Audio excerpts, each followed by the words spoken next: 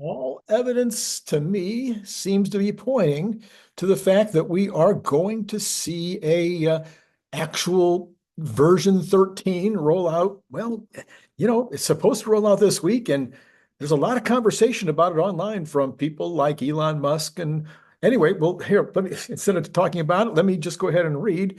This is from Tesla underscore AI. He says every FSD release is rigorously tested, including rare and adversarial scenarios on closed courses, and then gives 16 examples. This is from Tesla headquarters. And then if you'd like to see those examples, you can just go over to X and look under Tesla underscore AI. It's kind of boring, like a car backing out of a driveway into the street, et cetera, et cetera. But then Ashok, he responds, he says, these tests were motivated by real-world events from our customer fleet. Kudos to our talented and brave validation team to test these difficult and scary corner cases. The track tests are one of the more than 10 different validation methods for FSD. And then Elon says that the V13 is on track to be 500% better than the current level that we're seeing now. So that might be this week. If it is this week, I think it will impact the stock price. Certainly, if the results turn out to be substantially better, if it starts to be able to back up and do some of these other things that are supposed to be on this release, that is going to be starting to hit in terms of commentary on X, and that will, I think, impact the stock. Now, remember, we have a short week this week, only 3 days until Thanksgiving, and tons of activity in 2 of those days, Tuesday and Wednesday. We'll get to that in a minute. Anyway, Tesla Roddy has this. It says Tesla outlines the following 4 goals it is working on as it dives into improving the charging network. Number 1, making stall availability more accurate than ever. Number 2, increasing the number of long supercharging cables for people that are not driving Teslas, modifying the supercharger stations to avoid blocking stalls, and then encouraging the other manufacturers, to follow suit with charge port locations. We've already seen one OEM that is moving their charge port. So the view, Tesla says it this way. Tesla says that the latest software update makes stall availability estimates even more accurate, as the vehicle is now able to detect when EVs with a non-Tesla charge port are plugged into a short cable stall. This algo is set to continue improving over time, making it easier for drivers to get an accurate picture of how many stalls are actually available, as well as how many are blocked out by those needing to park unconventionally in order to reach. In addition, Tesla says it's already modified over 1,500 supercharger stations to make it so that EV drivers never have to utilize more than 2 charging spaces in order to charge. And it plans to continue working on updating sites going forward. Lastly, the company has gone directly to other EV manufacturers and encouraged them to move the charge port, as I just said a minute ago. As for one example, in March, Tesla's lead Cybertruck engineer, Wes Morrill, encouraged Rivian to reconsider the location of its charging port for the upcoming R2 and R3 platforms after prototype designs for the EVs were first unveiled and showed the port on the rear right instead. If Rivian wants to optimize for street parking, as it appears to be doing, Morrell said that the company should move the port to the front right instead. The company's deployment of longer V4 supercharging cables also follows the company's debut of V4 charging cabinets earlier this month, effectively debuting faster charging speeds of up to 500 kilowatts. Companies like Ford, Rivian, General Motors, GM, Nissan have already started gaining access to Tesla's supercharger network after adopting the company's NACS system earlier this year. This is Randy Kirk. I'd like you to hit the like button. This would be kind, just kindness. Just simple kindness. Hit subscribe if you haven't already done that. I really would like to get up to 25 to 30. I forget where I am, to 30,000, I think is the next one. And then, hitting the notify will let you know about, finally, I know last night I goofed up. Tonight, the Brian Wang video will be on. That'll be on tonight. And then tomorrow will be normal programming, but the Brian Wang video is something you definitely want to watch. It is so futuristic but it's only 2 years away. 2 years away until the shot at Mars with 5 5 of the Starships. And it's what he's got in mind and how he explains what will be inside that Starship. And that will include, of course, Optimus and also Cybertrucks. And speaking of Cybertrucks, don't forget to get your order in for your Cybertruck bottle openers. All right, that's down below in the information in the description. You can find everything you need to know to get that done. Okay. Mario Nathal says this. He says Israel has agreed to ceasefire with Hezbollah. I'm not sure that's quite right. Israel is reportedly moving toward, oh yeah, it's slightly different, a ceasefire with Hezbollah in Lebanon, according to Axios. I mean, they were bombing out of it yesterday. So I'm not sure. Maybe that's why they're moving as quickly as they can. Anyway, Israel's public broadcaster 𝐒𝐮𝐽 states no agreement has been finalized. Key issues still unresolved. That comes from Reuters. Okay, as you know, short week, but there is a lot of stuff happening this week that you need to be aware of. So let's take a look here. First of all, on Tuesday, you've got the S&P Case-Shiller Home Price Index. Last month, that was up 5.2. We've just seen other reporting that prices are up about 4%. And there's no guess on this particular list as to what it's going to be on this report. Consumer confidence comes out next. We saw a nice increase in consumer preference. No. Anyway, the other report on Friday, this consumer confidence one comes from a federal agency, I believe. And last month it was at 108.7. They're thinking it's going to bump up to 113. Mostly what we've seen is that the confidence is up because of the new administration coming in. Then we have on Tuesday also new home sales. Last month that was at 738,000 annualized, and they're thinking that's going to drop down to 720, even though we saw new home actual sales just a couple of days ago were surprisingly up. So I don't know why this projection is showing a lower. Then we have the minutes of the Fed. That will be in the afternoon, so I won't be able to be reporting it on that on Tuesday afternoon with Nicholas Gibbs. But that will be the Fed's minutes from their FOMC meeting. This is usually not terribly I mean, the market doesn't usually react too badly to this, but you never can tell. There can always be some kind of hit that we hadn't seen before. On Wednesday, we start off the day with, instead of Thursday, the initial jobless claims will come in that morning. Last week it was 213, which is very, very low. And this week they're thinking that's going to bounce back a bit to 215,000. We'll see about that. That would make sense to me, but who knows? We'll see what happens there. Durable goods orders. You know, this is the one we're watching so carefully because I've never seen 3 years in a row where durable goods have been down in my lifetime. And even in the time that I've been following economics carefully, which would be just about 50-something years. So that would be there. Last month it was down 0.7%. They're thinking it'll be up 0.5%. That'd be a nice gain, but kind of just balancing last month's bad numbers. Durable goods minus transportation, taking out the cars and the airplanes and stuff. Last month, that was actually up 0.4%.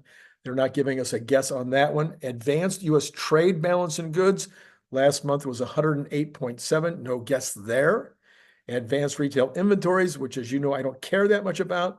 Last month, it was up 0.8%. They're also not guessing on that one. Man, they're not guessing on much. Advanced wholesale inventories was down 0.2 last month. That will be also not giving us a number.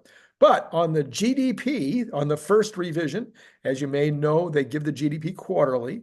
After they give us the first number, they revise it each month after that. Last month, it came in at 2.8, which is a very strong number, unexpectedly good. And they're saying that's not going to change. It'll still be 2.8. Chicago Business Barometer.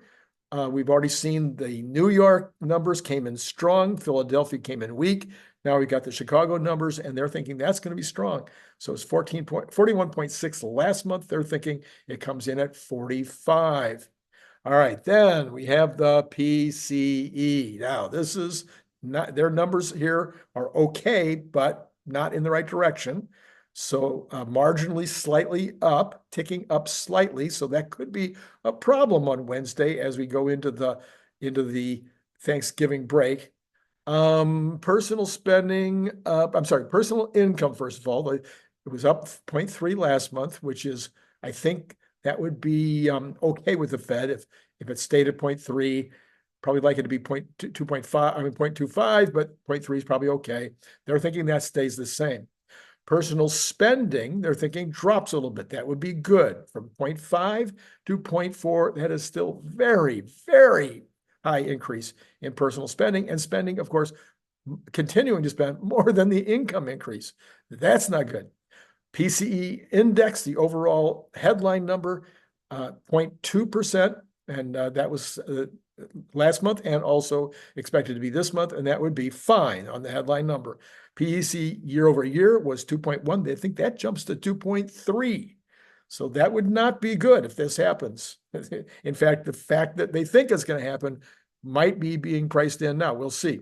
Core PCE index, it was 0.3 last month, which is too high, much too high, and that is expected to stay at 0.3. And then the year over year at 2.7, again, too high, but going in the wrong direction. They think it'll be 2.8. So these will be things to watch for on Wednesday, especially, with I think I should look this up before because I'm just going to go off my recollection is that there is a market on Friday, but that it's a truncated day. So it's not a 4-day, weekend, but it is a kind of like a 4-day weekend. Pending home sales, 7.4% up last month. Wow, pending sales I don't remember that being up 7.4%. That's huge last month. They're thinking it's still going to be up 1.8%. That's interesting. All right, we have this from 𝐒𝐮𝐚𝐲. Anyway, I've got to spell this. 𝐒𝐮𝐼𝐸𝐿. If you want to look this guy up on X. After you've read enough about how civil servants stop Trump from governing, it's hard not to imagine what Biden's administration is doing at the OPM and its latest un-American, it might be un-American and even evil. Consider how career lawyers at the EPA simply refused to tell Trump what the agency was doing. So we're talking about the deep state here, and this is his previous administration.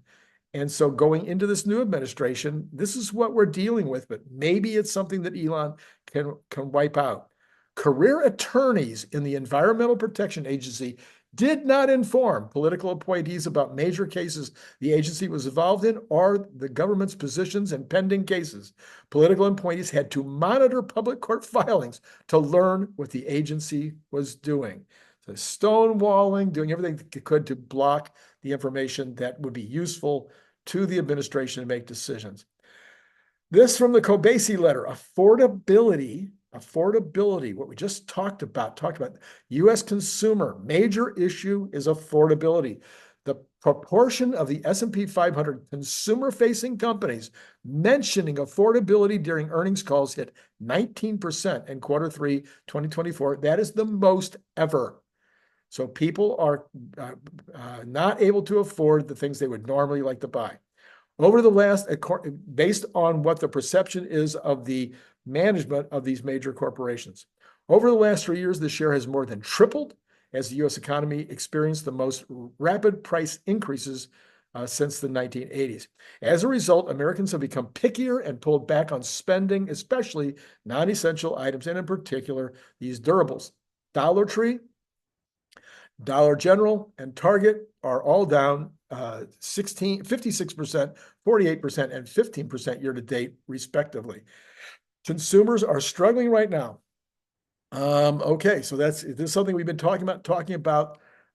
Maybe this will pick up. Maybe we'll start to see this more optimism and things changing on that.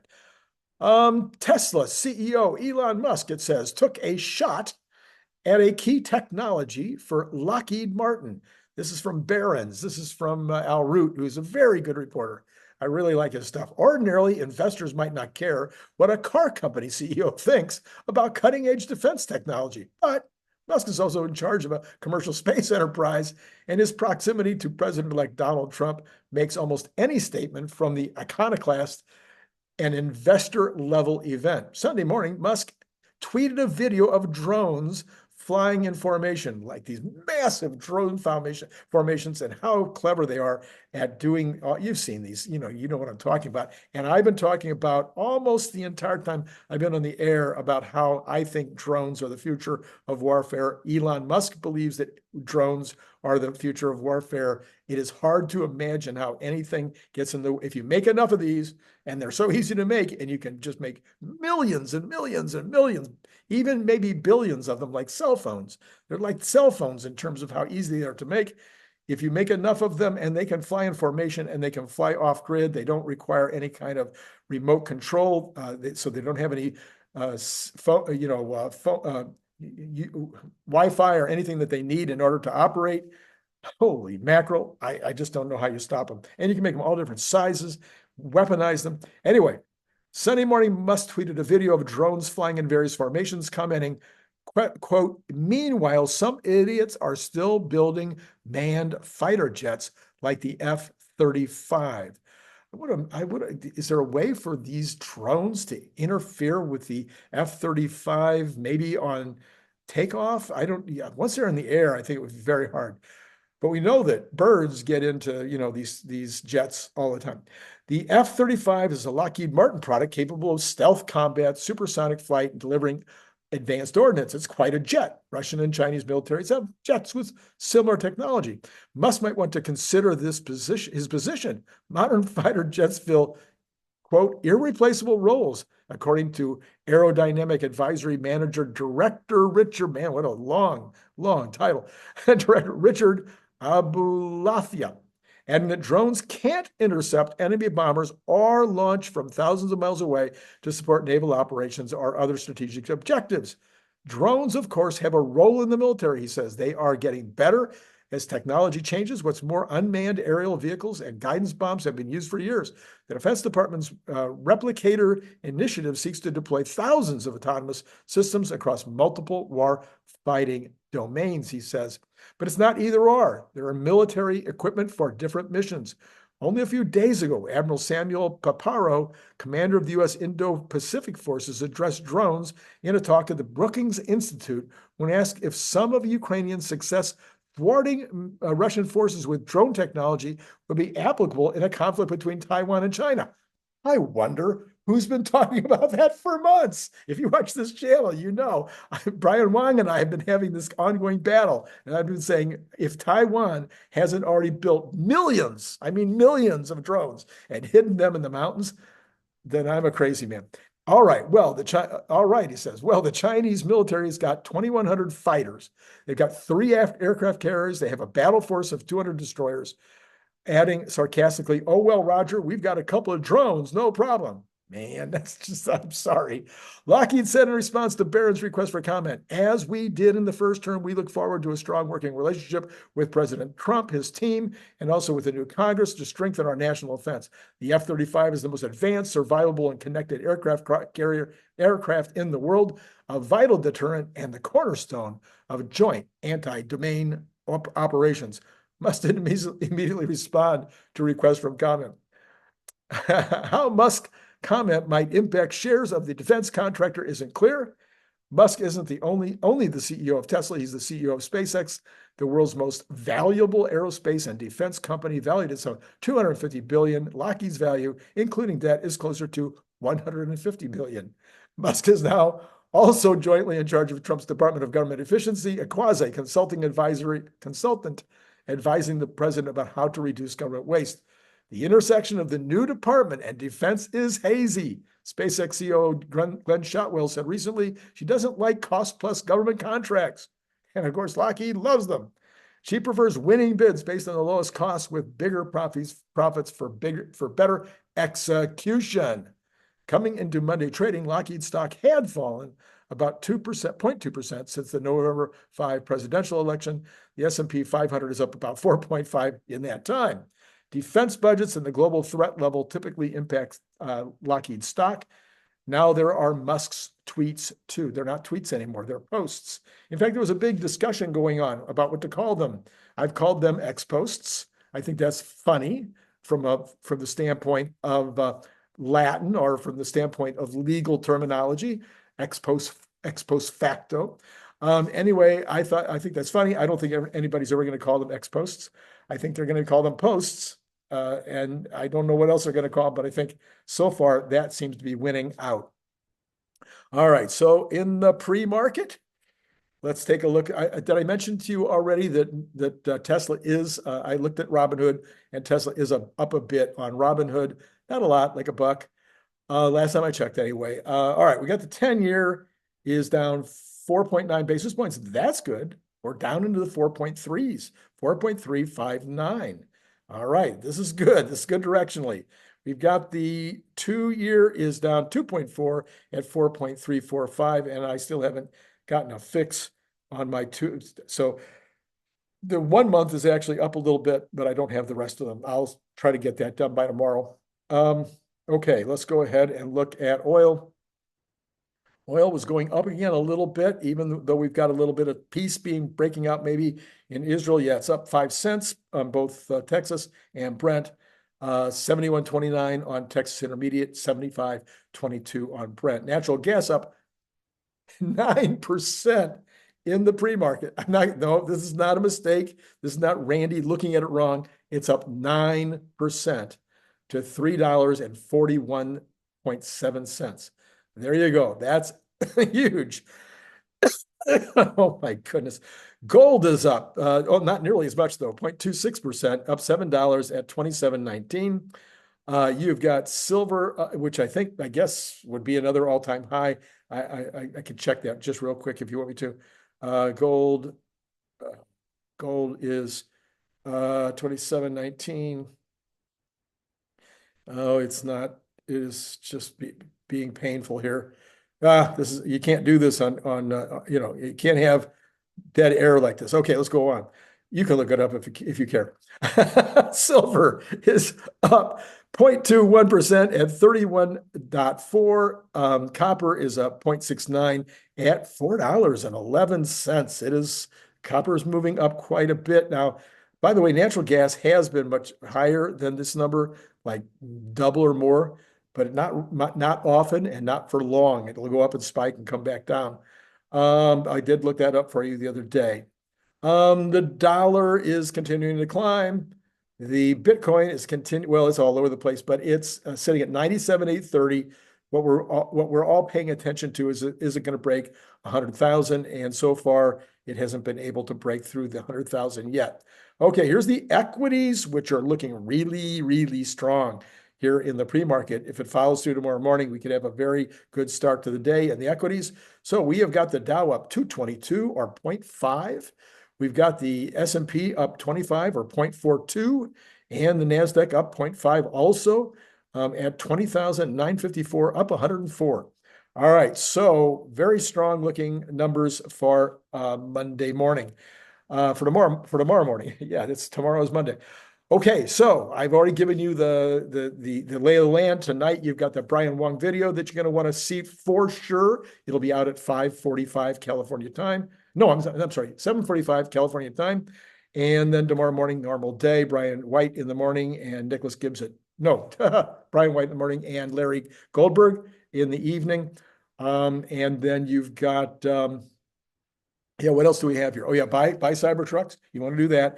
And then earlier today, I did do a video this morning, which had your comments, your thoughts, your ideas that you've been leaving on YouTube. And I responded to a bunch of those. And I thought some of that stuff was really, really good. So if you didn't take a look at that yet, I'll leave the card right up there. That is it for now. Until tomorrow morning, it has been great.